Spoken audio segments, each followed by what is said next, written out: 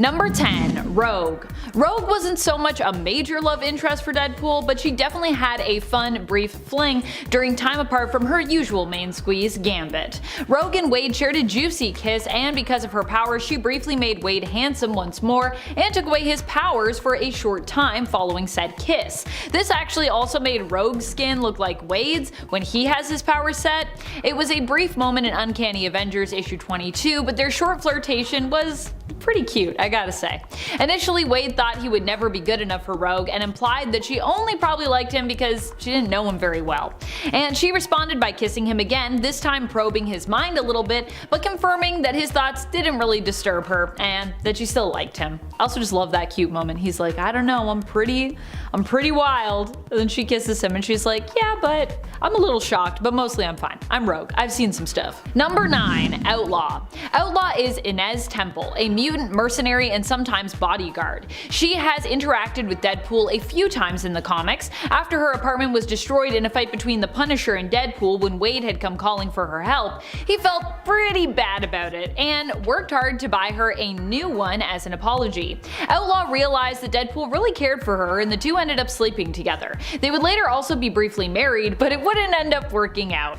Outlaw's super strength ended up being a bit too much for Deadpool during those moments of passion, and so their marriage was annulled shortly thereafter. And friends, before we move on to this next spot, if you are loving this list and you want another Deadpool love interest list, he's been with a lot of people, so I'm pretty sure I could do that. Be sure to let us know you want more Deadpool love interest by giving this video a thumbs up. Number 8. Captain America. While their love might not be romantic in nature most of the time, Captain America is definitely a character the Wade loves to bits. I say most of the time, but definitely all of the time. I don't think they've ever been in a romantic relationship, but Deadpool definitely still loves Captain America. In fact, Deadpool loved Cap so much that even when he had been replaced with a Hydra sleeper agent, Deadpool still followed him pretty much without question, which didn't work out so great for Deadpool, sadly. The real Captain America had been replaced by a Hydra sleeper agent, who was created by a sentient version of the Cosmic Cube named Kobuk, who altered reality by changing Cap's allegiance, believing it was the right thing to do at that time. As such, Steve Rogers would go on to conquer America and become Hydra Supreme. Or that version of Steve Rogers anyways. It was only when it was too late that Deadpool realized the error of his ways. His love of Captain America had blinded him and really led him astray that time, and left him so hurt afterwards that he ended up drowning himself in mind wipe drugs, completely wiping his mind of many of his own past adventures. Sometimes love hurts. Number 7. Carmelita Camacho. Carmelita Camacho and Deadpool only had a very brief romance that was really kind of like a one-night stand. Carmelita and Deadpool both ended up captured together by the White Man, who the heroes for hire, who were accompanied by Deadpool at the time, had been hired to stop. Believing that these could be her last moments, Carmelita decided to go out with love and made love to Deadpool. However, later when Deadpool took off his mask once White Man was defeated, Carmelita ran from him in terror because, you know, this thing. It turns out, however, this brief time of passion resulted in Carmelita becoming pregnant. She gave birth to Deadpool's daughter, Eleanor Camacho. Later on, Carmelita would end up dead after being kidnapped by the villain the Butler as payback. Eleanor, however, lives on, and Deadpool does his best to be a good dad to her when he can, often fighting to keep her safe from his own enemies. But also, Eleanor might be someone super powerful in the future, so hopefully we get to see more of Eleanor. She's super cool. Number 6. Siren. Siren and Deadpool were actually for a time both romantically interested somewhat in the other. They had a brief romance, but would also at times come back together in the comics. Siren is Teresa Cassidy, the daughter of Sean Cassidy, aka Banshee. When Siren found herself depowered, Deadpool was the one who attempted to return her power to her. However, his methods were somewhat questionable. He kidnapped Wolverine and used his healing factor to help restore Siren's sonic vocal powers. It worked, but Wolverine wasn't very happy by the end of that process. And while Siren was grateful to Deadpool for his help, she also didn't agree with his method. She was like, maybe don't, capture Wolverine to do that next time. The two have remained friends in the comics and have been known to be friends with benefits at times. Number 5. Lady Death. That's right, at one point Deadpool ends up falling in love with Lady Death, probably one of the women who would really be the hardest for him to end up with, considering his powerful healing factor. But also, as someone who can't die, it would make sense that the allure of Lady Death would sufficiently seduce him. The really wild thing is that Lady Death was also like super into Deadpool and wanted to be with him romantically. Unfortunately, Thanos became quite jealous of Deadpool's relationship with his ultimate crush. In order to keep the two apart, Thanos cursed Deadpool with immortality. So now not only did Deadpool have an impossibly high healing factor, which generally made him dying highly improbable, but now, with immortality, it was virtually impossible for Deadpool to perish. Eventually, Deadpool would regain his mortality and would also at one point use his connection to Death to convince her to restore the concept of mortality to the world after it had been taken away. Number 4. Copycat. Well, you might think you know Vanessa from the Deadpool movies. In the comics, Vanessa Carlisle is quite a bit different than her cinematic counterpart. She is the mutant mercenary known as Copycat. In the comics, her mutant power allows her to perfectly replicate the appearance, personality, and even DNA of any other humanoid being. Like in the movies, for a brief time she and Wade were in love and happy together. And like in the movies, Wade left Vanessa when he learned he had cancer. The two, however, would tragically be reunited while on opposite sides of a conflict. Vanessa would become a mercenary and was tasked with infiltrating and killing the X-Force while impersonating Domino. When she couldn't bring herself to follow through with the hit though, Deadpool was sent to make sure that she did. She decided to side with the X-Force and fought against Deadpool. In the end, the two would end up back together, but ultimately Deadpool would be hired to kill Copycat later on. When he couldn't bring himself to follow through with that, other agents were sent in to make sure Copycat died. Sabretooth delivered the killing blow, and she died, tragically, in Deadpool's arms. Or so it would seem. She'd later show up alive and well without explanation in the comics, still seemingly possessing her mutant powers somehow. Who knows what happened? I don't know if we know that yet, but she's alive again, and I'm sure one day we'll find out what happened. Number 3. Shikla. Shikla was actually the wife of Deadpool for a time. He was hired to bring her to Dracula, who she was actually supposed to marry, but along the way, she fell in love with Deadpool. Sort of like a weird and maybe grosser version of Shrek, perhaps? Not like Deadpool's a grosser version of Shrek? Like that whole narrative sounds like a maybe grosser version of Shrek. The two would end up deciding to stay together and get married. It was fun for a while, but eventually Shikla became resentful of the world above. She was the ruler of the monsters, and as such lived in the underworld. Deadpool's long absences from her only intensified her feelings of resentment, and eventually she launched an attack on the surface world. Deadpool ended up joining up with Dracula to stop her, and after she was defeated, Dracula proposed marriage to Shikla, who agreed, thereby stealing her right back from Deadpool and nullifying Wade and Shikla's marriage. Number 2. Vanessa Carlisle. Vanessa is the partner of Deadpool in the cinematic Deadpool universe, which might also end up being the MCU eventually. Or it might be the MCU now, I'm not sure. After all, we did see Deadpool and Korg do a reaction video together for free, guys, so Deadpool is at least part of the MC YouTube verse now. Vanessa Carlisle, like Wade, also seemed to grow up having a hard life. The two actually bond over their tragic childhoods and traumatic life experiences, often trying to one-up each other in regards to who had it worse growing up. A competition really no one wins in the end. Wade at first paid Vanessa for her time, but instead of paying to sleep with her, the service she typically charged for, he used the time he'd bought to take her out on a date instead. The two ended up falling in love and eventually would become engaged as their relationship continued to blossom. Even after Wade was diagnosed with cancer and left her to try and heal in secret, but ended up instead being experimented on and ultimately becoming the anti-hero Deadpool, Vanessa still wanted to be with him, which is pretty understanding. Though of course she was mad that he had left her.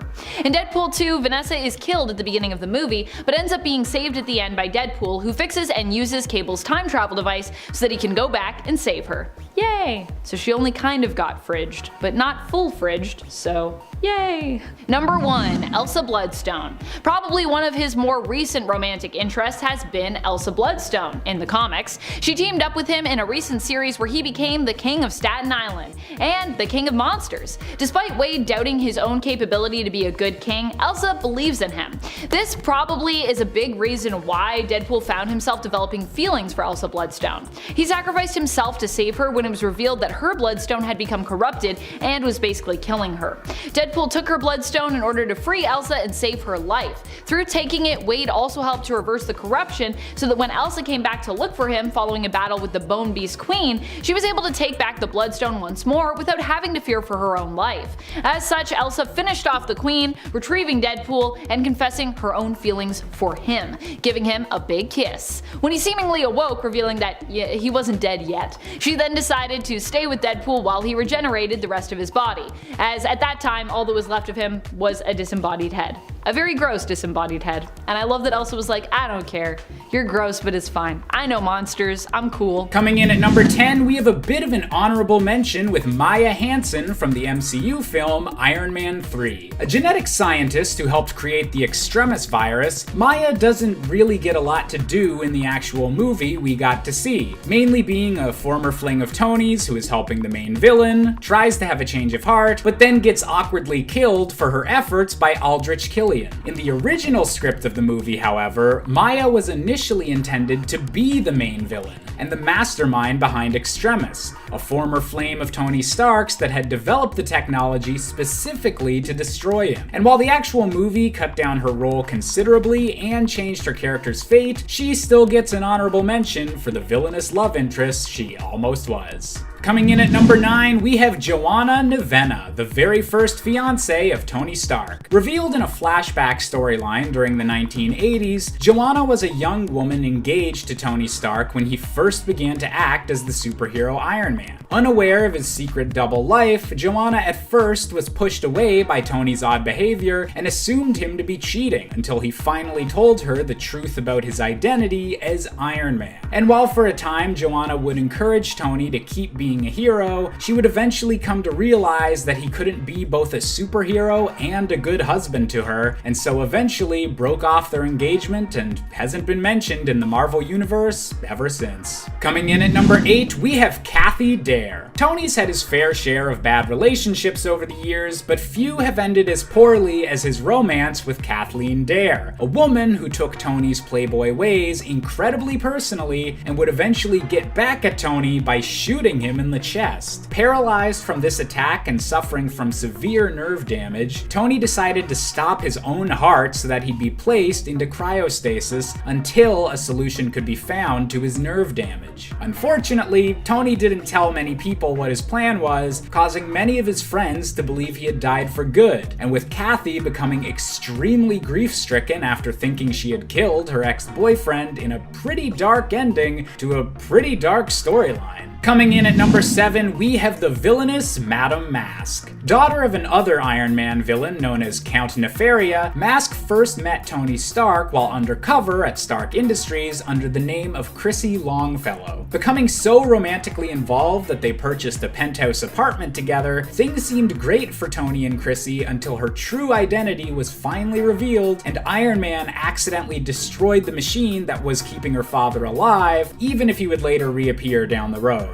Furious at this turn of events, Madame Mask embraced her true scarred visage and left Tony for good, committing herself to becoming a criminal mastermind and becoming yet another member of Iron Man's Rogues Gallery. Coming in at number 6, we have Indris Mumji. Before he was one of the most beloved superheroes on the planet due to the popularity of the Iron Man movies, one of the most well-known traits of Tony Stark that has since been dropped is the character's struggles with being an alcoholic, and Indris is a character directly connected to that major storyline. Hired by the villainous Obadiah Stane, Indris posed as a bystander rescued by Iron Man and seduced Tony using pheromone chemicals along with her natural charms. Indris was ruthless and continually pushed Tony to relying on alcohol, and then eventually broke his heart at Stane's command, leaving Tony Stark at rock bottom and his drinking problems worse than ever, making this romance one of pure tragedy. Coming in at number 5, we have Bethany Cave. Another woman who met Tony during his heavy drinking phase,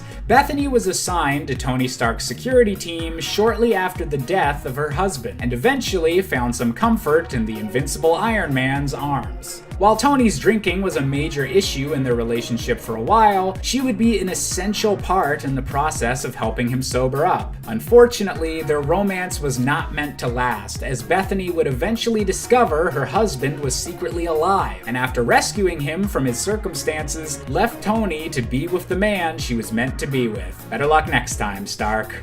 Coming in at number 4, we have Janet Van Dyne, aka The Wasp. Dating a coworker always comes with complications, and both Iron Man and the Wasp found out that lesson the hard way. After her marriage to Hank Pym, the original Ant-Man, fell apart, Janet found herself rebounding with Tony Stark, while being unaware that he was actually Iron Man, aka the co-founder of the Avengers team along with her and Hank. Even Captain America tried to warn Tony that their relationship was doomed for disaster, but it took Janet finding out for herself that Iron Man and Tony Stark are one and the same to put an end to their romance, even if they'd share a few more flirty moments in the future once she was properly divorced from Hank Pym. Coming in at number 3, we have Natasha Romanoff, aka the Black Widow. If I had a nickel for every time Tony Stark was romanced by an undercover agent within his own company, we'd probably have more nickels than you'd expect. Initially falling for Natasha while she was still a spy for the Russian government, their romance initially ended once Tony found out about the whole secret agent for an enemy power thing. However, the two were surprised to find their destinies intertwined when they both were early members of the Avengers team, now fighting for the same side. And while they initially seemed ready to try their romance again, the two have since decided to remain friends and allies, and determined the fate of the planet is probably more important than their office flirting.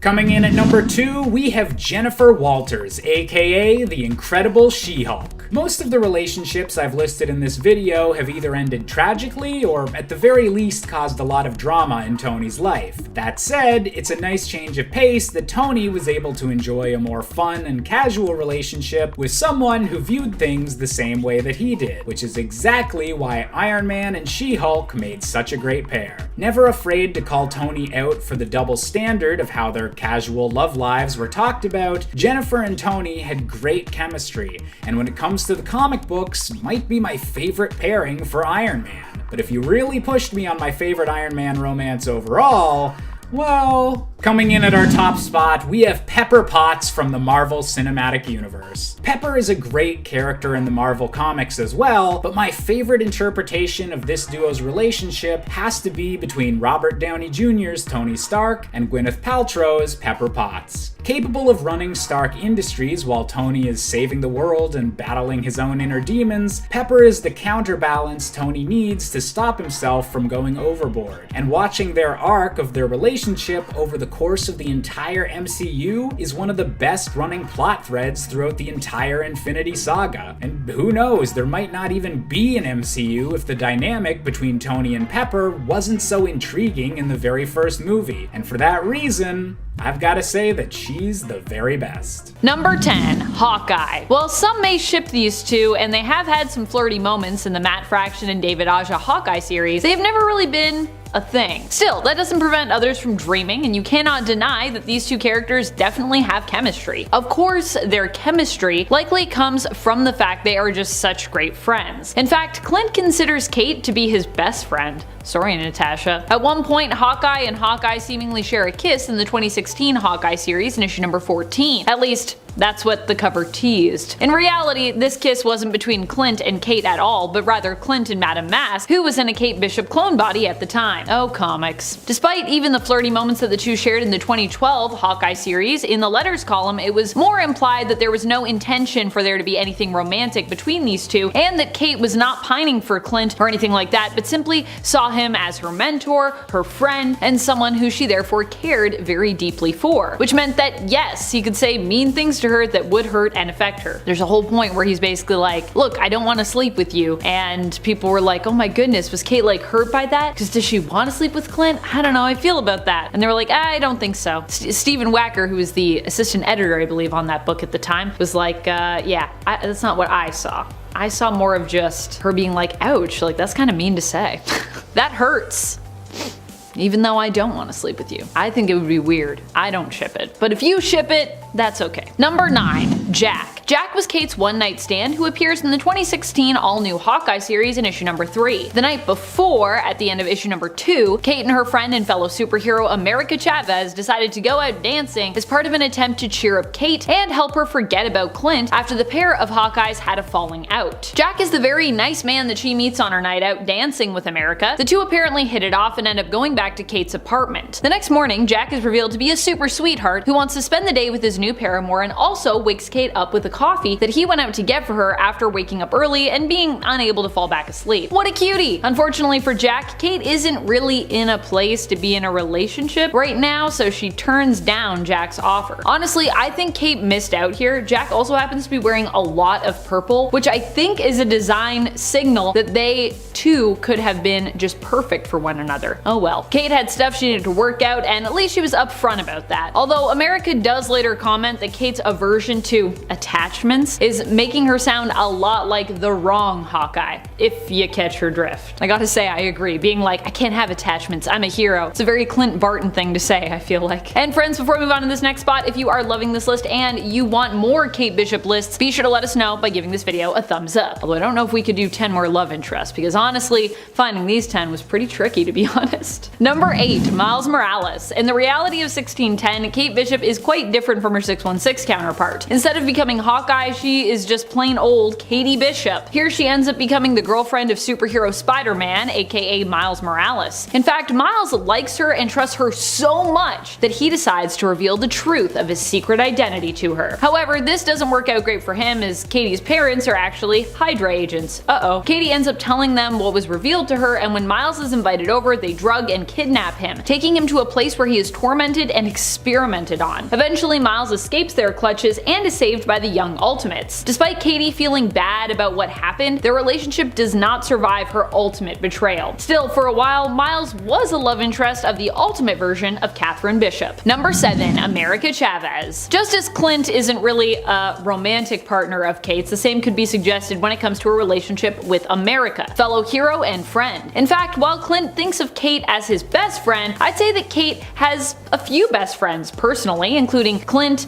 Cassie Lang aka Stature, and America Chavez. America tends to be one of the first people that Kate calls when she needs advice or help, whether it be personal or professional, and it goes the same way for America. She usually calls Kate. The two ended up getting to know one another when America got tangled up in the Young Avengers adventures. Since the time they started working together, they have become close friends who both hold a lot of respect for one another. Although Kate is very much straight and America is very much gay, these two still have great chemistry, and if Kate ever did end up wanting to explore her sexuality, I could see America being a great partner for her personally. Still, these two have never been together romantically in the comics, and like Kate and Clint, this is pretty much purely fanship. Possibly my fanship. I really like America and Kate together. Perhaps this is even more fanship too than Hawkeye and Hawkeye, as the two don't really have flirty moments together in the comics, just a strong friendship and bond. And a lot of fun. They have a lot of fun together. But hey, Kate hasn't been around that long, so I needed some more love interest to flush out this list. And I love these two together, so yeah, this is my fanship. Hopefully that's cool with you. Let me know if you also would ship America and Kate if they decided to be a thing. Number 6, Clown. The Clown is Kazimierz Kazimierczak, but people just call him Kazi for short. He was an assassin hired to eliminate Clint Barton's Hawkeye for the Tracksuit Dracula gang, and other interested parties. A lot of interested parties. A lot of people wanted Clint dead. While this might seem like a strange person for Kate Bishop's Hawkeye to get romantic with, she didn't really know who he was at the time. Both Kazi and Kate were at the same party and ended up talking, enjoying one another's company, and then this led to a little bit of flirting at the end. Though Kate never knew that Kazi was actually an assassin who was employed to take out her partner and friend Clint. The two ended up merely sharing a kiss after talking with one another all night until the party they were both at ended. I will say I also noticed in the Hawkeye series when the Clown's MCU counterpart and Kate's MCU counterpart seemed to share a lingering look as Kazi ran away from Kate. I was the only one, I feel like, that was watching that was like, oh, is it gonna be a thing? Is there gonna be a thing? There was no romance, but they did have a look. They did have a look. Number 5, Executioner. Not the Executioner that you know from Thor, Scourge, to be clear, but rather Daniel Dubois. Daniel is the son of the villain Princess Python. Kate attempted to mentor Daniel, and the two, who go to school together, attended a charity event as one another's date. However, when the Young Avengers seemingly show up on the scene with a supposed Hawkeye complimenting Kate's dress, Daniel began to wonder if Kate Bishop really was Hawkeye Hawkeye as he suspected. In truth, this other version of Hawkeye was not who they appeared to be, and Kate was the real Kate Bishop Hawkeye, obviously. Executioner is a member of the Young Masters of Evil and is later seen among the ranks of the Masters of Evil, just like Kate growing up, just like the Young Avengers, and they all got Avengers membership as well. I'm assuming they all have little Avengers membership cards. Think if you're on the Avengers, you get a membership card. Number 4, Fuse. Fuse is Johnny Watts, who ended up becoming one of Kate's partners and friends when she started Hawk Investigations. As they worked together and spent more time together, he began to develop feelings for Kate. Things got kinda weird when Madame Mask and a clone body of Kate ended up taking things to a more physical and intimate level with Johnny. However, later on, Kate did admit that she had feelings for Johnny, and likewise, he for her. Eventually, Johnny also revealed that he had superpowers when he was forced to use them to save Kate's life. He would take up the name of Fuse and end up joining Kate when she decided to go help out the West Coast Avengers. However, in her latest series, Hawkeye Kate Bishop, it was revealed that the two decided to break off their romance when Kate decided to head back to New York. Number 3, Speed. Tommy Shepard might currently be with Prodigy in the comics, but he is one of my sweet bye babes, and he's also had a thing with Kate in the past as well. In fact, during their time together on the Young Avengers, the attraction between the two even created some tension, as Kate found herself stuck between Speed and Patriot in a sort of love triangle. Who's she gonna be with? At one point, Speed ended up being her kiss on New Year's Eve when the team celebrated the new year together. There are also alternate realities where these two have even ended up married, although it seems more than likely currently that Prodigy could end up being Speed's endgame, at least in my opinion. Regardless, Kate and Tommy definitely have a strong connection to one another and still remain friends to this day, who care about one another a lot and share a strong bond due to their time together on the Young Avengers team. Number 2, Patriot. Patriot has been an on and off romantic interest of Kate's. He is Elijah Bradley, or Eli Bradley, grandson of Isaiah Bradley, who, yes, we met in the Falcon and the Winter Soldier Disney Plus series in the MCU. Eli initially had super soldier-like powers, which he got through using the mutant hormone growth drug, much to the disappointment of his teammates on the Young Avengers. When they found out about this, they were all pretty worried about him, Kate included. In the end, however, Eli would gain permanent super soldier-like powers after receiving a blood transfusion from his grandfather, who himself was one of the first super soldiers to have been created when the US government and military attempted to recreate Dr. Erskine's formula. Patriot and Hawkeye went on a few awkward dates and shared a kiss when they both found themselves trapped under rubble during Siege. Number 1, Novar. Honestly, this was a hard one to pick a number 1 for. I feel like it's a toss-up between the top few spots here, but I went with Novar, so take it or leave it. You let me know what you think about that ranking. Novar, or Marvel Boy, is probably one of the greatest, or at least most prominent loves of Kate's life. The two hooked up and then decided to begin dating, but it didn't end up lasting, as Novar revealed that although he really liked Kate, he would leave her for his ex if he was given a chance to be with her again.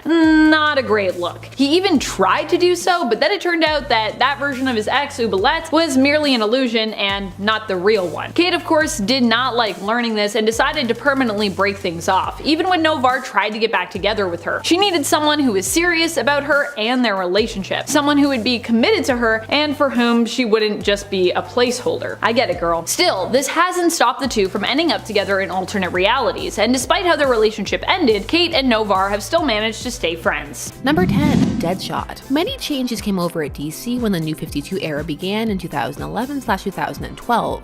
A lot of things got darker, and that included Harley's relationship with the Joker, which was already pretty dark. However, the Harley initially presented in the New 52 is extremely unstable, homicidal, and devoted to the Joker who tortured her. However, the Joker would vanish for a time after cutting off his own face. Harley would find herself on the Suicide Squad, where she would take up with fellow team member Deadshot. And the relationship would be hot and heavy, and the two's madness seemingly complemented each other. You know, until she put the Joker's face on his face, and well, that was kind of a no-go. The relationship was much less squickly handled in the animated movie Batman: Assault on Arkham. Number 9, Red Tool. Since being brought into comics, Harley has pretty consistently had her own solo series, which has brought her more awareness amongst fans, which has led to her being featured in many different types of fandom, such as shipping. One big fan favorite pairing for her is with Deadpool. It's known as Harley Pool. Many felt their types of zany just matched and that it would be fun. This was played with in DC canon with the introduction of Red Tool, who is basically Deadpool, or as close as we can get without someone having to be sued. Red Tool would be obsessed with Harley and absolutely devoted to her. while she was more lukewarm, but would use his affection to her advantage. The two would eventually develop a friendly relationship. He worked well enough, even if you weren't aware of where he sprung from. He could stand on his own. Number 8. Wonder Woman. Harley's Little Black Book was a mini-series of small Harley adventures, snippets / team-ups between her and other heroes, and there was a flirtatious element to most of these, which of course included her team-up with Wonder Woman. Harley is established in this tale as having a massive crush on her, as well as admiration for her. She even has like a little shrine. These feelings are not exactly reciprocated. Their team-up dynamic would be Harley being like, "This looks like the start of a beautiful friendship. Also, I love you." With Wonder Woman being more like, "Thank you next," or "No thank you." Over time, like many DC heroes, Wonder Woman has been shown to mellow towards Harley. Number 7. Lobo. Harley's Little Black Book strikes again, seeing her teaming up with the main man himself, Lobo. Harley is in no way put off by all the hyper-macho-tude that Lobo's putting out there, and in fact the two's team up for the most part is pretty smooth, and he himself appreciates her more forward advances. Sometimes it's just nice to know where you stand. The two have a fling, or tryst as many outlets insisted on calling it. It's never sad to hear old words. This one was a fun one and done, but did lead to some to have fan theories, like, is Harley the mother of Lobo's daughter? Ask 2019. Number 6. Rick Flag. Man, the Suicide Squad. Everybody hooking up. You've got to read the handbook. That's not good for the overall team dynamics. The rebirth era of Harley and even the latter half of the New 52 saw the character mellowing and a tonal shift from the dark instability into a more fun, manic pixie dream girl variety of instability. The rebirth era would see her hooking up with Rick Flag. Since leaving the Joker, Harley's promiscuity has become one of her defining traits. She's a flirt and seemingly interested in most people, and many of them are willing to reciprocate. Rick Flag's a bit more straight-laced than her normal type, but variety is the spice of life. Wonder how Deadshot felt about that. Not because of her, because of Rick. Read the Ostrander run, I'm telling you. Number 5. Nightwing. Age in comics is a funny thing. It vacillates, so even as Nightwing ages, many of the people around him don't, which is part of how you end up with a hookup like this. It's happened in comic pages, Grayson, where later Harley would even be able to identify him by kiss, because it's that distinct. However, a bigger and for some more controversial moment came with Batman Harley Quinn the animated movie, which saw Harley Quinn tying Nightwing down to a bed and having her way with him, which the movie is quick to indicate he's into, well, because certain areas are standing to attention. Okay, we still monetized? Okay, good. For some, this was an out of left field moment with questionable implications. For others, a bit of fun. For some, a new possibility of a pairing that hadn't been fully contemplated before. Number 4. Bruce Wayne. Harley's actually been on a date with Bruce Wayne, also depending on how you play the Batman Telltale game, Flirtation City. Harley in the New 52 verse is attracted to Bruce Wayne, just here and there, such as little lines in movies, like in Birds of Prey where she names one of her hyenas after him. If that's not true love, I don't know what is. We get a full date in Harley Quinn Valentine's Special number 1, which for some fans was critical in cementing the fact that Harley doesn't know that Batman and Bruce Wayne are one and the same, which was a theory floating around with some. Especially when she notes his jaw early on in Batman the Animated Series. Number 3. Batman. Hey, if she doesn't know who he is, he counts as two separate people. Harley is drawn to the persona of the Bat as well. I mean, makes sense, she does tend to be drawn to danger and excitement. There's also something appealing about it to fans too. He's essentially the antithesis of the Joker, and I mean, the Joker's head would explode. Who would he be jealous of? Well, that's up to you. It's your choice. Harley and Batman have had a flirtation since the animated series. She kisses him twice in Harley's Holiday after he's particularly sweet to her. And Batman has a soft spot for her. Not quite a pity spot, but a bit of understanding. Since then, it's appeared in main canon, in Elseworlds, just everywhere. Batquin. Some people wish it was a thing. Number 2, the Joker. I know, the Joker at number 2, the Scandal. This is the love interest who started it all. Harley would literally not exist were it not for the Joker. He is her starting point. She has of course become firmly established and become nuanced, though some of that has been stripped back in favor of more traditional power fantasy. This couple is iconic and dark and twisted, which doesn't have to be something to be afraid of or shy away from, though some do for fear of glamorization or romanticization. But something can be explored and not glorified, and really no matter what you do, you can't control how someone is going to view something. At this point, Harley has moved on from her puddin', and he from her, but it was still an illuminating chapter in her character, and a strong, necessary one. Every character starts somewhere. Number 1, Poison Ivy. Now, Poison Ivy and Harley's relationship has actually been hinted at for quite some time, but you know, the 90s, gotta keep some things subtext. I mean, who doesn't hang out with their friends without pants? That's what friendship is all about.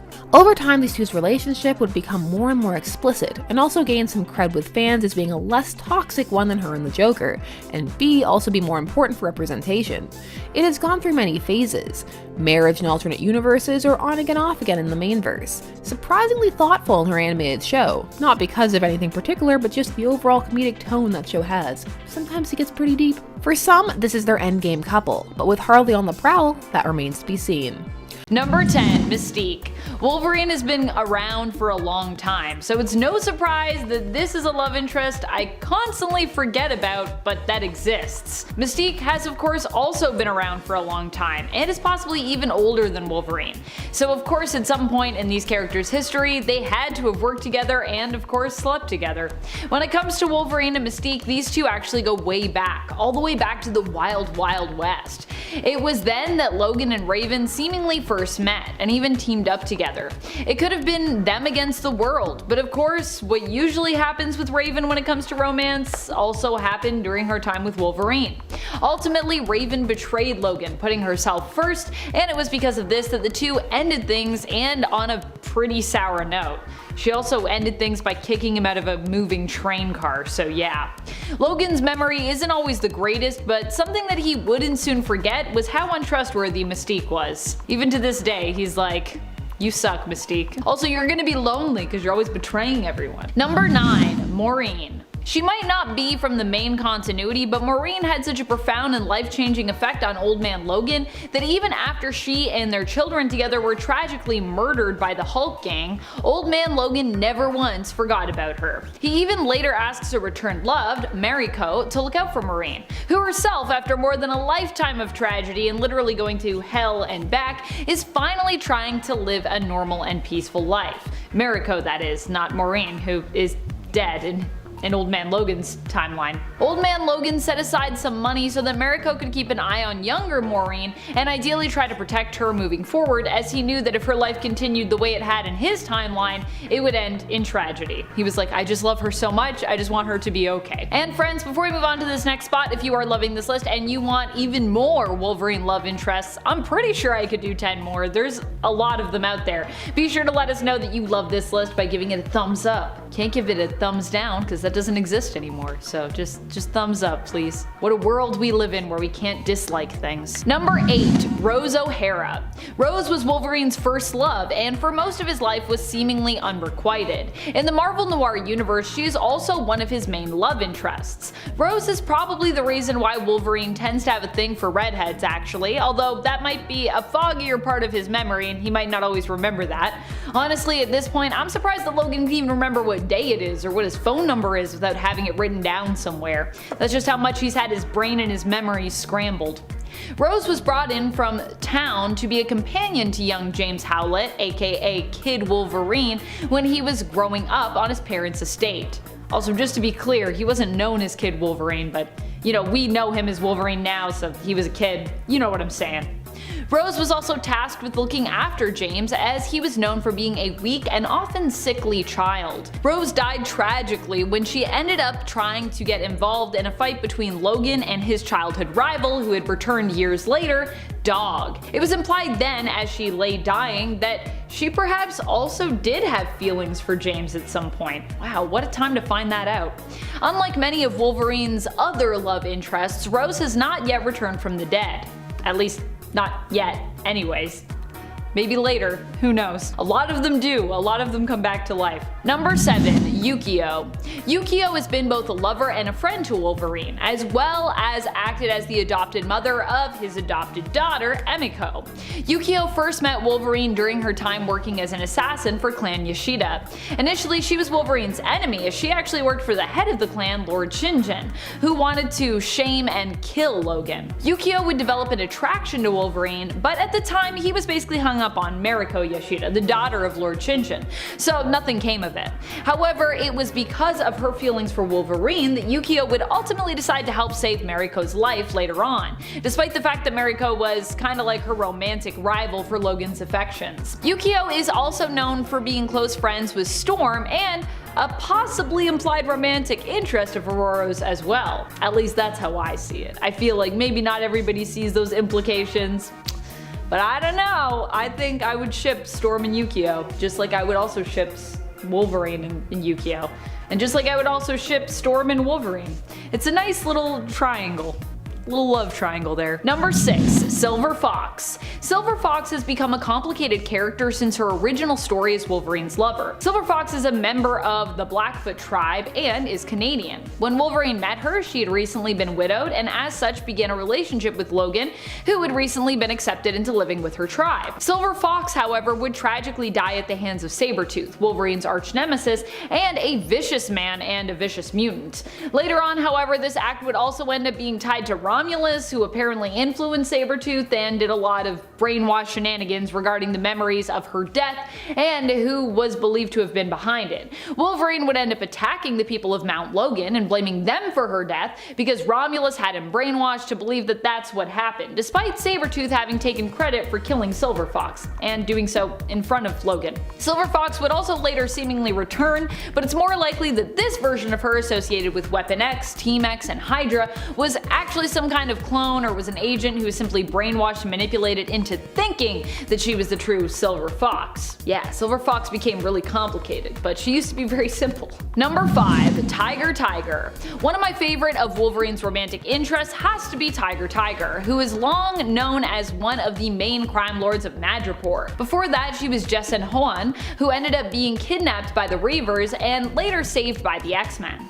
When Jessie learned that Madripoor crime lord Roche was behind the Reavers' attack, which had pretty much completely uprooted and dramatically altered her life moving forward, she dedicated her life to usurping and defeating him, taking up the mantle Tiger, or taking up the name Tiger really, that's how we know her now. Wolverine would later learn of Tiger's true identity as Jessie Wells and would pledge himself to her cause, eventually working as her personal bodyguard while in his patch persona. During this time, Wolverine would also become a somewhat casual lover to Tiger as the two continued to grow closer together. And I love them together, I just think they're so cute. Number 4. Itsu. Itsu was Wolverine's wife at one point many years ago when he was training with the Master Bando Saburo. The two fell in love, were married, and Itsu even became pregnant with Logan's child. For a brief time they were happy, until Logan accidentally stabbed a fellow member of the community with his claws.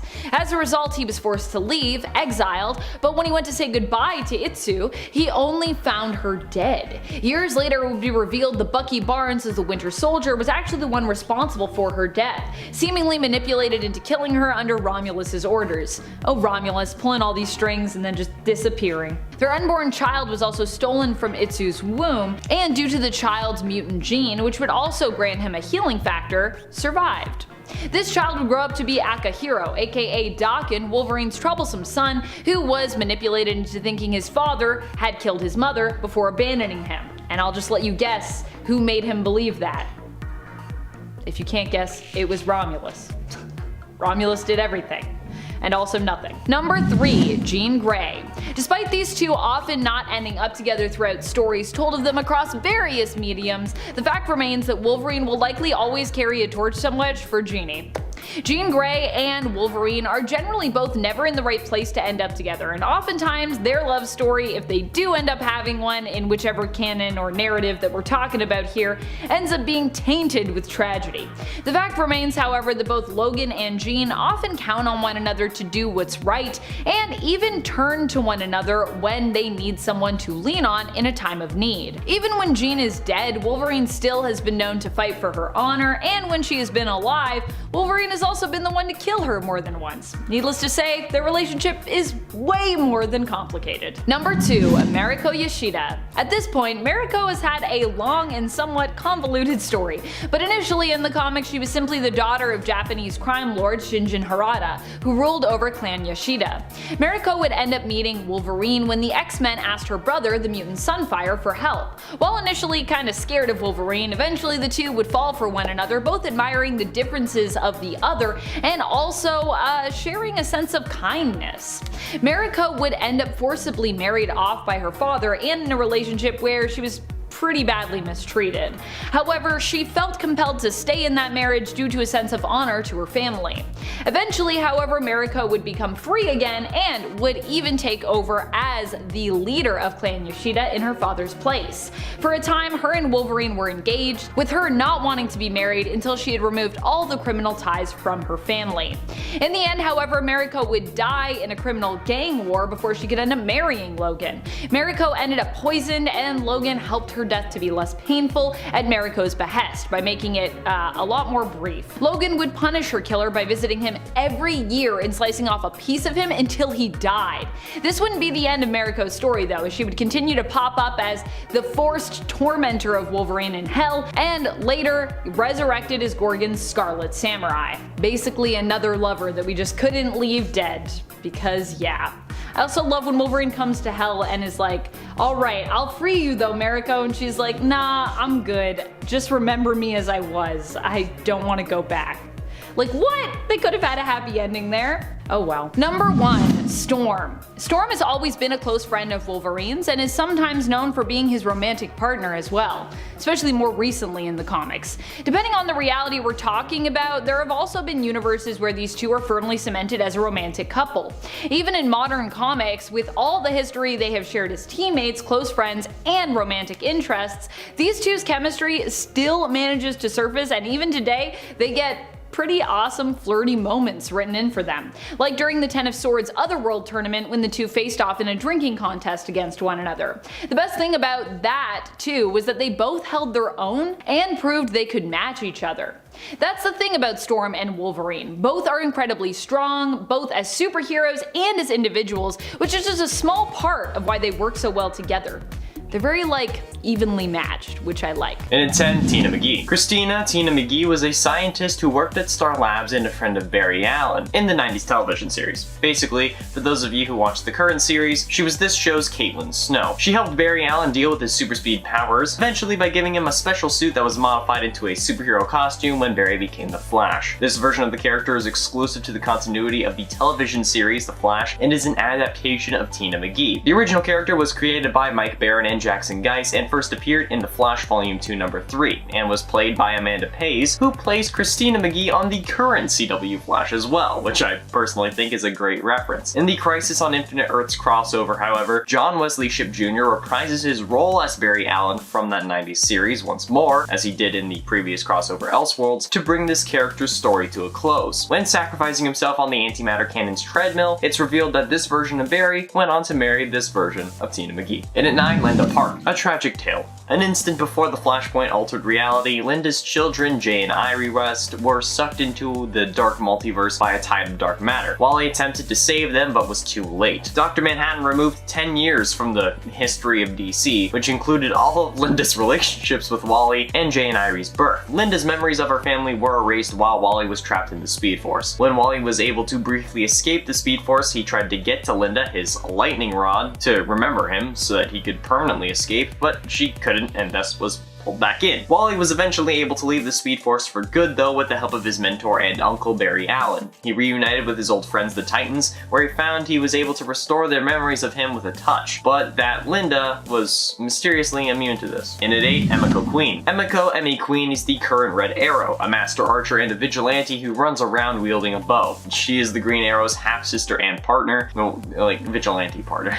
And she is also the assassin Shadow's daughter. Emiko was born to Robert Queen and Shadow on Starfish Island. However, as a baby, she was kidnapped by her father's protege turned enemy, Simon LaCroix. Not the dude who invented the soda though. Better known as Komodo. LaCroix would train Emiko for years with the Outsiders Arrow clan, leading her to believe that he was her father. After Robin had offered for her to join the team, Emiko agreed to join on the condition that if her team does not convince her, she can leave. The team formed by Robin, Kid Flash, Jin, Roadhouse, and Crush had no training, but Emiko saw potential in them and decided to stay as Robin's right hand. hand. This is where Wally would develop a slight crush on her, despite her having a crush on Nightwing. After their encounter with Deathstroke goes awry though, leading her to kill the assassin, Emiko leaves the team. And at 7, Raven. Raven is the daughter and herald of the demon Trigon and a member of the Teen Titans. The woman later known as Raven was born to the demon Trigon, a demonic entity who had conquered many worlds and fathered many sons. However, this was his first and so far only daughter. Trigon murdered the women who birthed his sons, however he allowed this daughter's mother to live, believing that his daughter needed to be raised by a human in order to help her reshape the underrealms in his image.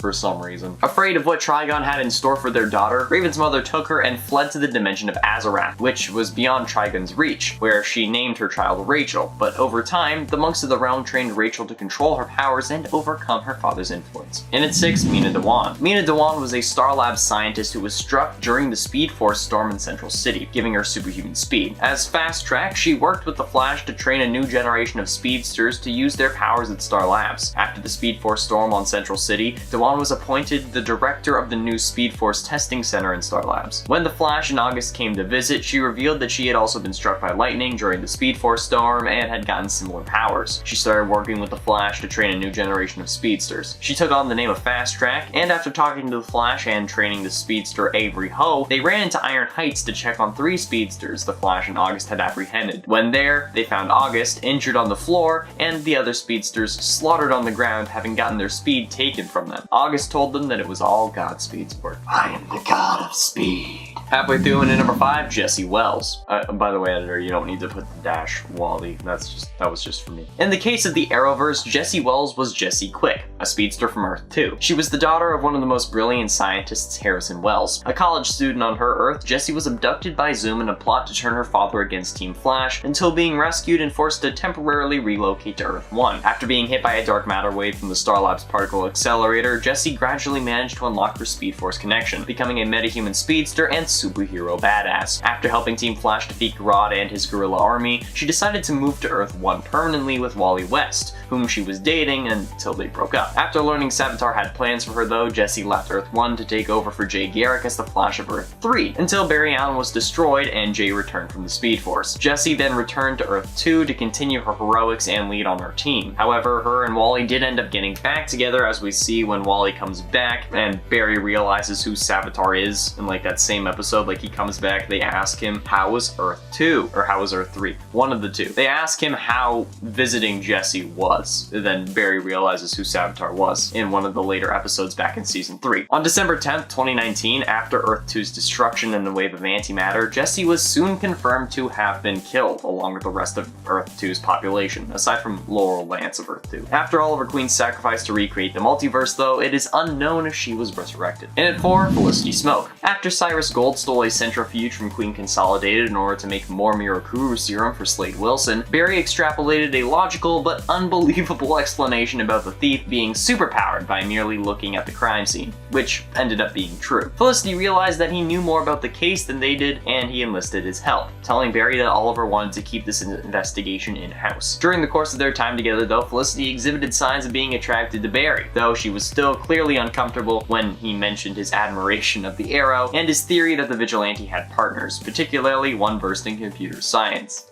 You know, it was her. Barry seemed to like her back, and though he was briefly surprised to learn that Felicity spent her nights with Oliver, even though at the time it was due to them working together as vigilantes, they still kissed after she helped him on a case while he was the street. But they decided it was better not to date because they were pining after the people they'd eventually marry. Well, they didn't know that they were gonna marry them, but they were still pining after people they couldn't have at the time, so they're like, yeah, no, let's not do this. And at 3, Jessica Cruz. Jessica Cruz inherited the ring of the Crime Syndicate's Power Ring, becoming the new Power Ring briefly before becoming another Green Lantern of Earth. After getting taken over by a Yellow Lantern ring, she was able to fight off the influence, allying herself with the Justice League. The Flash called in Hal Jordan, Earth's first Green Lantern, to teach Jessica how to stay in control of her Yellow Lantern ring. But with Hal's help, Jessica mastered mastered the use of the form ring. When Grail summoned the Black Racer, the new god of death, to kill the Flash, Jessica maintained enough control of her body to jump in the path of the Black Racer and seemingly kill herself to save the Flash. The Black Racer though managed to kill the entity in her ring, controlling her, causing her power ring to crumble apart on her finger. For her ability to overcome fear, Jessica was actually tracked down and bestowed a Green Lantern ring, becoming Earth's newest Green Lantern, and recently is one of the more popular love interests of the Flash, with the exception of number 1. But ultimately, in number 2, Patti Spivak. Patti Spivak in the Arrowverse is a former police detective of the Central City Police Department, formerly an officer and a former member of the Anti-Metahuman Task Force. She is also the daughter of a late unnamed man and the ex-girlfriend of Barry Allen. She is commonly thought to be the best fit for the Grant Gustin Flash, but after Barry and Patti got close, Patti realized that there was something Barry wasn't telling her. After the Turtle kidnapped Patti, Patti decided to leave Central City and go to college at Midway City University to become a CSI, like she always wanted. A few days before she left, Patti discovered that Barry was the Flash by connecting his cases to the fact that he always knew what had happened, like he had been there, and she told Joe about it, who told Barry to talk to her, although Barry was hesitant. Right before she left though, she visited Barry and told him that if he was the Flash, he should just tell her and then she would stay in Central City to be with him. Though Barry decided to make a sacrifice and let her go to pursue her dream. Then, because she wanted to prove that Barry was the Flash to herself, she called Barry while she was on the train to school, lying and saying that there was a man with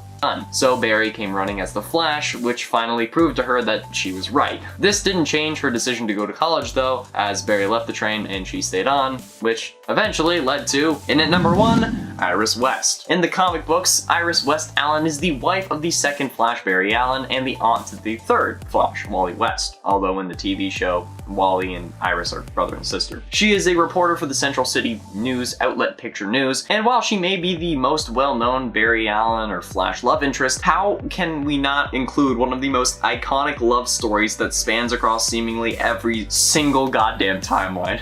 Like, even the one where Barry was literally the villain, like in Reverse Flashpoint during Armageddon Part 4. In the comics though, Iris was born in the 30th century to Eric and Fran Russell, and was sent to the 20th century as an infant, where she was raised by the West family. Although she was never told that she was adopted, she had always suspected it. And because of her curiosity about digging up her origins, she grew up digging for the truth. So she became an award-winning writer for her school newspaper. Then she went to Columbia University and had an internship at the Daily Planet. She needed a break though, so she moved to Central City, where she got a job as a reporter for the Picture News, and after many unsuccessful relationships, she met police scientist Barry Allen while reporting a suspected murder that she was investigating, and then they began to go out. She was charmed by his honesty and stability, and then one night Barry proposed to her while riding on the Ferris wheel at Central City Amusement Park. You gotta admit, Barry, not that original. I mean, like, filling your apartment with like 100 fire hazards like you did in the show, that's better than a Ferris wheel. And I mean, like, singing a custom song that the show had written for a musical episode to propose to her again after she took off the ring because she realized that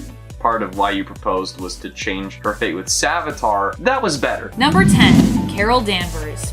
While this one never became a tried and true relationship, there was a kind of strange but interesting time that these two went on a date. Now, how did this happen? Well, Spider-Man agreed to do a favor for Carol, but in exchange, blurted out that he wanted a date with her. The date itself is super awkward and terrible, but as such proves to make for a pretty hilarious read.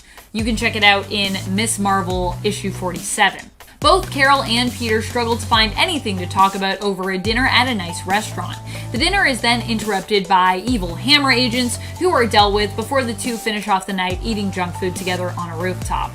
It actually ends on a nice note, with the two realizing the awkwardness was likely coming from the fact that they were both too concerned with impressing one another. Other than a few cute and infrequent moments of flirting between the two, this relationship has never really been revisited, but it's safe to say that Carol and Peter will always respect and care for one another, even if they aren't currently getting romantic together. Number 9, Betty Brant. Betty Brant was the secretary of J. Jonah Jameson. She and Peter met through their jobs at the Daily Bugle, and after an incident with Betty where Peter disguised as Spider-Man saved her life, he realized that he had feelings for her. They dated for some time, but their relationship ended when Betty suspected that Peter might have feelings for one of his fellow classmates. It turned out that this was all a misunderstanding, but regardless, Betty ended up moving on, dating and eventually marrying Peter's friend and co-worker, Ned Leeds, who of course also worked at the Bugle. Despite no longer being together, Betty has always considered Peter one of her best and most reliable friends. Number 8. Carly Cooper. After MJ and Peter's marriage was over and done with, Peter slowly ended up moving on. Carly Cooper was one of the first women he ended up with after MJ and he ended things.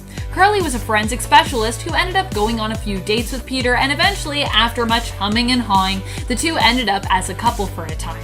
In fact, it was Mary Jane herself who helped the two get together, making Carly see that what was holding Peter back from committing to their relationship really was himself, and helping Peter to see the same. The relationship didn't last, unfortunately, as Peter's life as a vigilante, as Spider-Man, ended up wedging the two of them apart, and they broke up. Carly has been hot and cold with Peter since then, sometimes his friend and confidant, and sometimes wanting nothing to do with him. Number 7. Silver Sable. These two never really got a chance to explore a relationship, but Silver Sable is definitely a love interest that has become popular with fans. Popular enough that she appeared in the PS4 Spider-Man game DLC content Silver Lining, where sparks between the two characters flew. In the comics, Silver Sable is a well-trained mercenary and owner of the company Silver Sable International. Silver Sablanova is from the small fictional Eastern European country of Simkaria, and is known for being an ally of Spider-Man. She is one tough cookie you do not want to mess with. Silver Sable only ever flirted with Spider-Man, and then revealed her feelings for him only somewhat when they thought the world was ending. Number 6. Silk. These two instantly had a very magnetic and physical attraction to one another. Spider-Man learned that Cindy Moon was another spider person / spider totem who had been holed up in a bunker for years in order to protect her from the villain Morlun. He freed Cindy from the bunker. I mean, she could have left at any time really, but she didn't because she knew the risk, by giving her the information that Morlun had been defeated. Both immediately had a strong and unexplainable attraction to one another, which could in theory have been caused by the fact that it was revealed that they were both bitten by the same radioactive spider, which granted them their abilities. They had a very physically intimate relationship during their time together due to their off-of-the-charts pheromone attraction to one another, and Silk still remains an ally of Peter's. Number 5. Kitty Pryde. In the Ultimate Universe of Earth 1610, a young Kitty and Peter had a budding romance that many fans enjoyed. The two got together after ending relationships with their current partners, Kitty breaking up with Iceman and Peter breaking up with Mary Jane. Most of their time together was spent taking down criminals, and as such, Kitty was forced to wear a mask costume to prevent anyone from recognizing her and piecing together Spider-Man's secret identity. These two were super cute together, as both of them are kind of awkward yet charming characters. Like with most of Peter's relationships, his need to protect his secret identity ended up being the force to drive them apart, as this also meant that the two had to keep their romantic relationship secret, lest people somehow use that to figure out that Kitty and Peter were the pair of masked vigilantes. Though in the end, it was Peter getting back with Mary Jane that really put an end to their relationship. Although Kitty never really stopped having feelings for Peter, even after he was dead. Number 4. Spider-Gwen. While Spider-Gwen is obviously not a love interest for Peter Parker, whom this list has mostly been about, she is the main love interest for another famous and popular Spider-Man, Miles Morales. And Spider-Gwen and Miles are so cute together, I just had to include them. Their love for one another is so strong that it crosses universes, with Spider-Gwen being from Earth 65, whereas Miles was originally from Earth 1610. These two met and developed feelings for one another, but decided to stay friends. For now anyways. Although the two did witness a potential future where they ended up married with superpowered kids on Earth 8. Number 3. Black Cat. Felicia Hardy is one of the fan favorites when it comes to Spider-Man's most famous love interests. Black Cat almost instantly fell for Spider-Man upon him chasing her down. She is sometimes a criminal, sometimes a hero, and sometimes a neutral party in the Marvel-verse. The two have dated and flirted on and off for years, but it's usually Felicia's obsession with Peter's Spider-Man persona, her jealousy, and her sometimes criminal ways that gets between the two. Though the two have also broken up over other things. like when Spider-Man was kind of worried about Black Cat's safety as a non-powered vigilante. This concern actually inspired Felicia to get powers, which she obtained from the shady villain Wilson Fisk, aka Kingpin. Needless to say, she was forced to keep the origins of powers themselves a secret from Peter, while her powers themselves also made her and Spider-Man's relationship more difficult, as it turned out she ended up with bad luck powers, which infected her enemies and those closest to her, which includes Peter Parker. Just her luck. Number 2, Gwen Stacy. Gwen will always be one of the big love interests for Peter because she was one of his first loves, and the one he lost the most dramatically. The loss of Uncle Ben and Gwen Stacy have haunted Peter for years, and often still do haunt him today. Peter Parker's story as Spider-Man is nothing without that loss and that feeling of responsibility. It is what has weighed him down while also inspiring him to be a hero, and it has shaped him into the person he is today. Originally, Gwen and Peter both bonded over their love of science, and she fell for him. The death of her father caused a rift in their relationship as Gwen blamed Spider-Man, not knowing that Peter himself was Spider-Man. While also resenting Peter for being so absent around her time of mourning, because, he was Spider-Man, so he was off doing Spider-Man stuff. Peter had promised her father right before he died to protect Gwen, and yet, while trying to save her, she died. The fateful panel where he manages to secure her falling body with his webbing is often pointed to when it comes to why Spider-Man blames himself. Whether or not she was dead before Spider-Man managed to grab her, that fateful snap of her neck will always haunt him and readers. Gwen represents for Peter what could have been. She will always make him wonder, inspire him to be better, and he will always love her. Number 1, Mary Jane. Well, Mary Jane may have initially lost out with Peter to Gwen when Peter and MJ were in that school year love triangle. Mary Jane was the character left standing at the very end, and as such, ended up with Peter. But really, what keeps these two so close is more than that, more than just that convenience. Not only is Mary Jane stunning, but she is kind, empathetic, and really seems to understand Peter in a way no one else does. Sure, she can't always be with him because understanding someone doesn't mean you can always stand them, but the two are usually guaranteed to always get back together. Mary Jane will always be there for Peter and proud to know him, and he'll always admire her boldness and her commitment to do what's right. Both will always love one another and, in a way, be one another's heroes. Number 10, Barbara Gordon. So this one has a weird and complicated history with fans. You see, it all started during Batman Beyond, which is an amazing animated series. If you haven't seen it, watch that right now. It was hinted that Bruce and Barbara, aka Batgirl, had a romantic past. Fans really didn't know how to think about that, but they just kind of let it slide, because, what else? But didn't stop there. In the animated film adaptation of the comic book The Killing Joke, the two took their relationship to the next level. Now, a lot of fans just attribute this relationship to Bruce Timm, who was the creator of the whole, DCAU, DC Animated Universe, and he was a producer on the Killing Joke animated film. For some reason, he just really wanted to see those characters together. Regardless, I just don't think that this is a relationship that fans will ever really get on board with. But it had to be on the list. Number 9, Chase Meridian. Chase is a psychologist and was introduced in the film Batman Forever. She was played by Nicole Kidman when Val Kilmer was Batman. Now, regardless of what you think of this film, one of the things that everyone agrees on is that they really enjoyed Chase. She had a really interesting and complex relationship with both Bruce and Batman. She eventually figured out, that the two were the same person. She only appeared in one film, but in 2013 she did make her debut in the comics.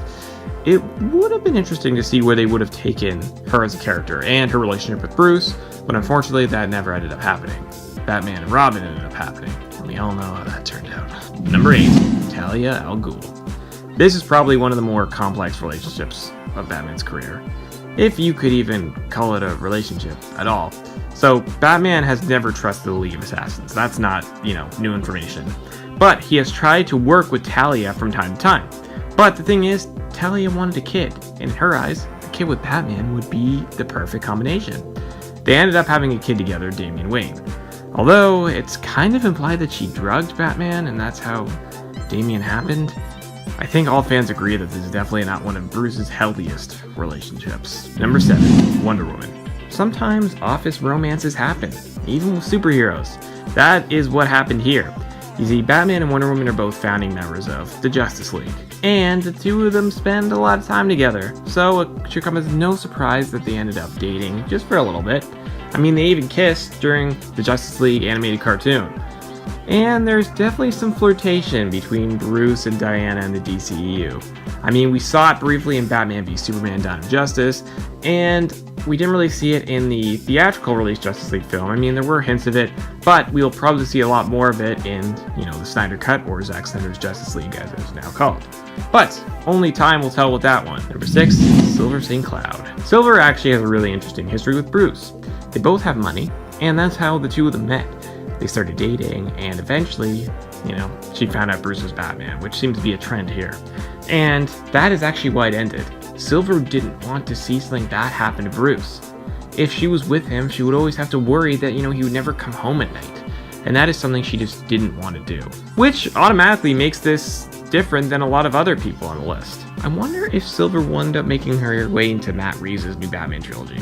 I mean, he has a lot of other characters coming in, but this one would be, kind of something interesting and new.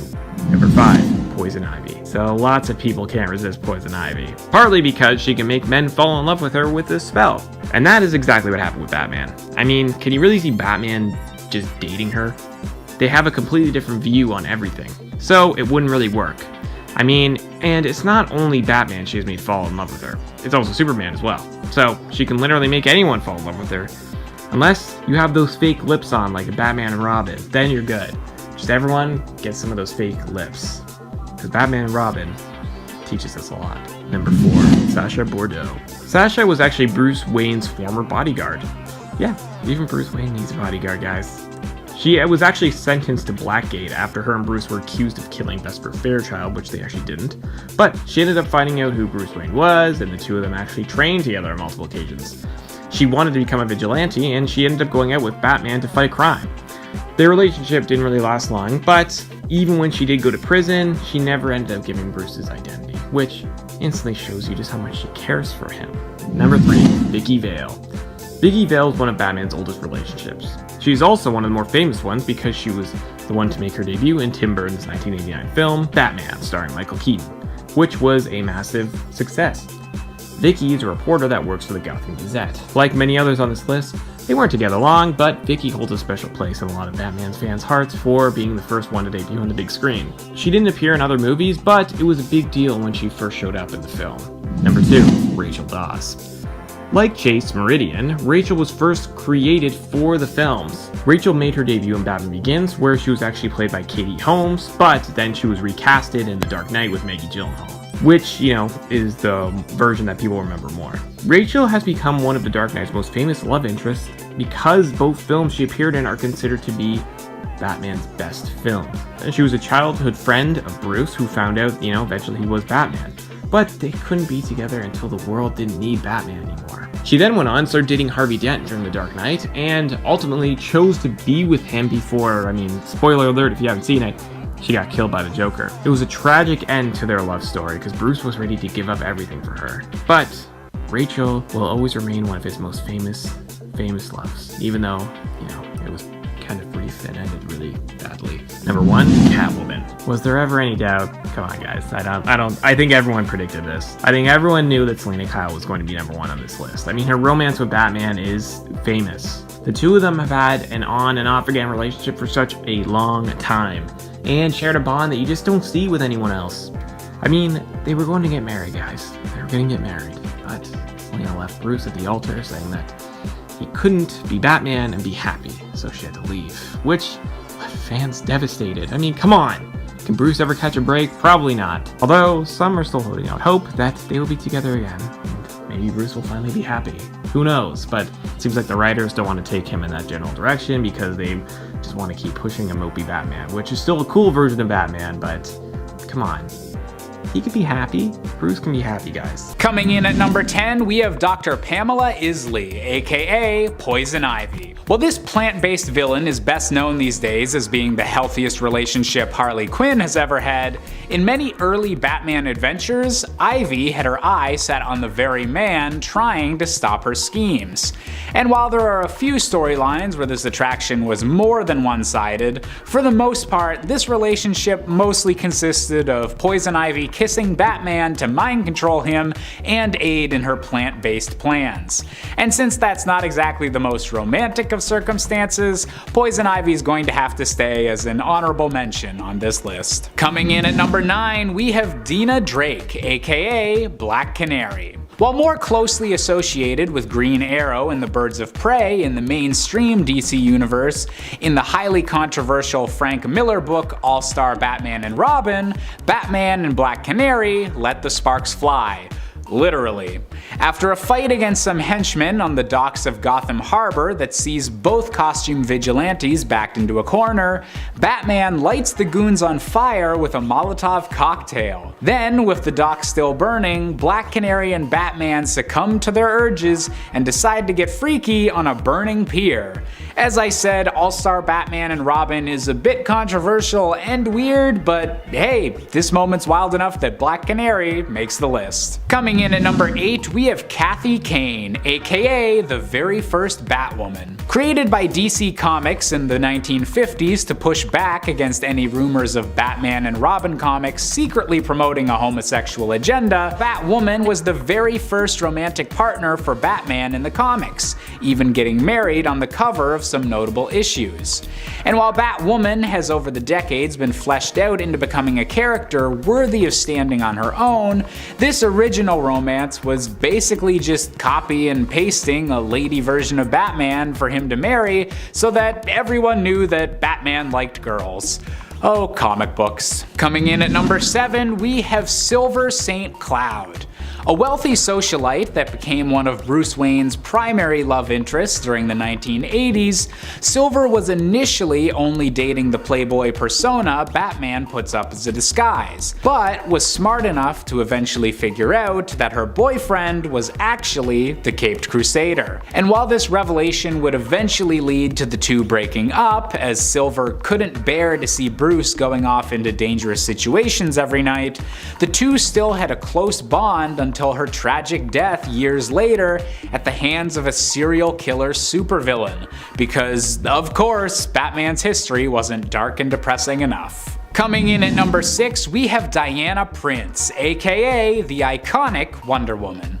That's right, despite the potential awkwardness of an office romance happening within the Justice League, there have been a few occasions where Wonder Woman and Batman have shown an attraction to each other as more than just friends in the main DC universe, including a moment where they almost kissed on the battlefield against the hordes of Gehenna, but ultimately decided against it as both of them were already in committed relationships at the time. Nevertheless, alternate universe takes like the animated Justice League show have continued to showcase a more flirty side of these two heroes' relationship, and even if they don't wind up together, Wonder Woman and Batman will always have each other's backs. Coming in at number 5, we have Vicky Vale, a reporter for the Gotham Gazette. During an era of DC Comics in which Lois Lane was becoming increasingly popular, Batman was also given a journalist love interest under the name of Vicky Vale, but unfortunately wouldn't be as long-lived or unique as Lois and Clark's love. Nevertheless, Vicky is still a fan favorite in some circles, and notably appeared as Batman's main love interest in the original Tim Burton Batman movie. And hey, if Vicky's good enough for Hollywood, she's good enough for this list. Coming in at number 4, we have Talia al Ghul, the daughter of the Demon. The daughter of the immortal Batman villain Ra's al Ghul, Batman and Talia have found themselves in a forbidden romance over the years, attracted to one another despite the war Batman constantly fights against Ra's al Ghul's plans. To further complicate their relationship, Talia and Bruce actually have a son together in the form of Damian Wayne, who was created in secrecy through the couple's genetic material and was only revealed to his father at the age of 10. Talia and Bruce haven't been romantic together in many years, but considering Ra's al Ghul is still a dangerous villain, and they still have a son together who operates as the latest Robin, Talia and Bruce's paths will definitely cross again in the future. Coming in at number 3, we have Rachel Dawes from the Christopher Nolan Batman trilogy. Portrayed by Katie Holmes in Batman Begins and Maggie Gyllenhaal in The Dark Knight, Rachel was this version of Batman's supposed true love, the person that he hoped to someday share a life with once he'd finished his mission as Batman. Unfortunately, this love story would end in tragedy during the events of The Dark Knight, as Rachel was murdered in an explosion by the Joker after tricking Batman into rescuing the wrong person, also causing the birth of the villain Two-Face. Rachel's death would haunt Bruce for the rest of the trilogy, showing just how tragic the Batman's love life could become. Coming in at number 2, we have Selina Kyle, aka Catwoman. Originally just a cat burglar in a slightly more elaborate costume, Catwoman terrorized Gotham City for a while as her heists grew more and more elaborate, and continued to be foiled by the Batman. Over the years, however, their flirty dynamic would expand as Selina began to become more of an anti-hero than an outright villain, to the point that Batman and Catwoman were even set to be married for a long time. And while comic book shenanigans might have complicated their relationship lately, Batman and Catwoman are still one of the best pairings in all of DC Comics. And finally, coming in at our top spot, we have Andrea Beaumont, aka the Phantasm. Originally debuting in the animated film Batman: Mask of the Phantasm, Andrea Beaumont was Bruce Wayne's first love, the girl he almost considered abandoning his mission as Batman for before the mission had even begun. Unfortunately for Bruce, Andrea and his relationship was forced to an end by the death of her father, causing Andrea to begin her descent into becoming the vengeful spirit known as the Phantasm. As a villain with an incredibly cool design and a very personal connection to Batman, the Phantasm might not have had as big an impact on the comics, but still remains, in my opinion, the best Batman love story ever told.